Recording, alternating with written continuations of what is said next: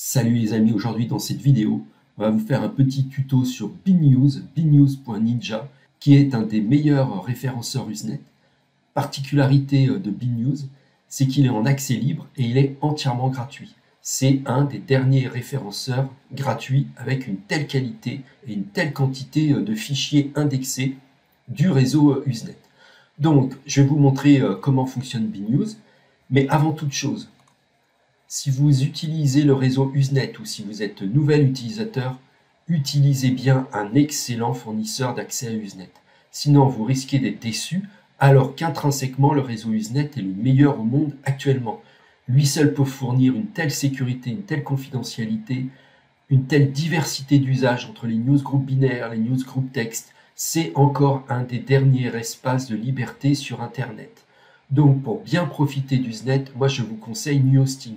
La suite du tuto se fait avec ce fournisseur d'accès à Usenet.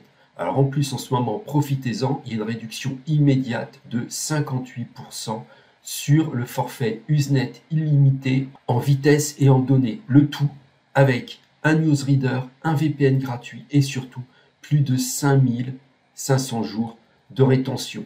Donc il faut vraiment bien suivre mon conseil, passer toujours par un excellent fournisseur d'accès à Usenet. Allez, on retourne sur BeanNews. Donc là, pour BeanNews, vous voyez, je suis directement sur le site, mais en réalité, juste avant d'avoir cette page, il y a maintenant un code d'accès qui vous permet donc d'accéder à BeanNews gratuitement. Je vous le montre. Donc nous voici sur le site beannews.ninja. Donc lorsque vous vous connectez pour la première fois, il va vous demander un identifiant et un mot de passe. L'identifiant et le mot de passe seront partie description de la vidéo, bien entendu. Donc on va les rentrer maintenant.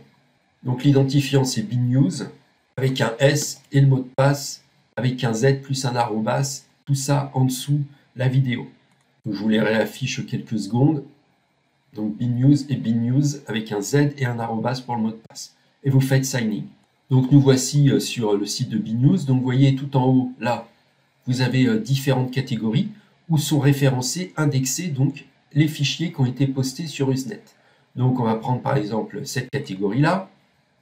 Vous voyez, vous avez tout ça. Ici, vous avez la source, la langue, le newsgroup, donc c'est là où est posté le fichier, le nom du fichier tel qu'il apparaît sur les newsgroups qui correspond donc au fichier d'origine, la taille, et ici dans le NFO, quand vous cliquez, vous avez souvent le mot de passe. D'accord? Donc maintenant, tout ce qui est posté sur Usenet intègre un mot de passe. Donc quand vous cliquez sur le NFO, soit le mot de passe est marqué en premier, soit c'est marqué MDP, deux petits points, et vous avez le mot de passe. Mais si vraiment votre logiciel de téléchargement cherche un mot de passe, il est toujours ici, là, dans le NFO.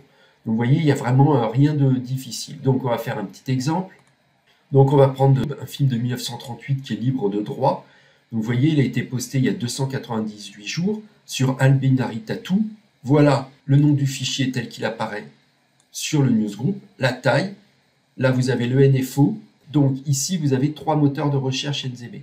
C'est-à-dire que le moteur de recherche, là, quand vous allez cliquer, va vous créer un fichier NZB qui correspond donc au fichier final.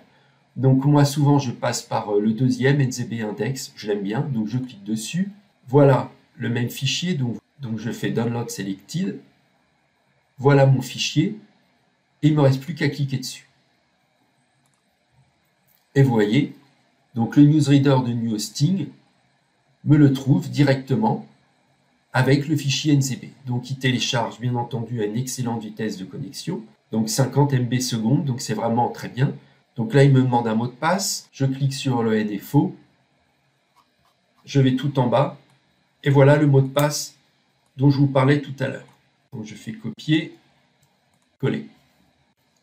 Et voilà. Donc le film maintenant est téléchargé et je peux le visionner. Donc ça c'était la méthode avec le NewHosting Newsreader, c'est-à-dire le logiciel de téléchargement gratuit de NewHosting. Vous pouvez ne pas avoir ce fournisseur d'accès à Usenet et vous pouvez bien entendu utiliser SAP-NZBD. Le résultat sera le même, je vais vous le montrer. Et voilà, vous voyez, toujours le même fichier PA. Donc là, il va m'indiquer qu'il y a un mot de passe, donc c'est pas un souci. Je continue et je lui donnerai à la fin.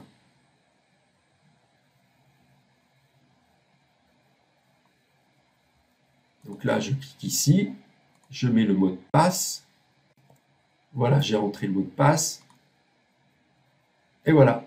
Donc le fichier maintenant s'unpack, c'est-à-dire il se décompresse. Et voilà, j'ai le fichier complet. Donc voilà comment fonctionne BeanNews. Vous n'avez vraiment aucune difficulté. Ce qu'il faut bien comprendre, c'est que ici à gauche, vous avez le titre original. À droite, vous avez le fichier tel qu'il est posté sur Usenet. Donc, et les deux sont liés par un moteur de recherche NZB. Vous avez donc NZB King, NZB Index et Bean Search. Donc dans tous les cas, ces trois-là feront le lien entre le nom original, le nom posté sur Usenet, qui ne correspond jamais au nom original pour une question de sécurité, et le moteur de recherche NZB qui fait le lien entre les deux. Et une fois que vous avez votre NZB, vous l'utilisez pour télécharger soit sur sa NZBD ou le newsreader intégré à votre fournisseur d'accès à Usenet. Je sais qu'en ce moment, il y a NewHosting qui a un newsreader intégré, EOEK fait de même, et après, les autres, souvent, utilisent des newsreaders gratuits comme SabNZBD ou NZBGet. Voilà les amis, il n'y a vraiment rien de difficile. De toute façon, ici, vous avez la communauté BeanNews France, donc le forum où vous pourrez poser des questions. Éventuellement, vous pouvez aussi laisser un commentaire en dessous de cette vidéo YouTube et je m'y ferai un plaisir de vous aider. Ciao!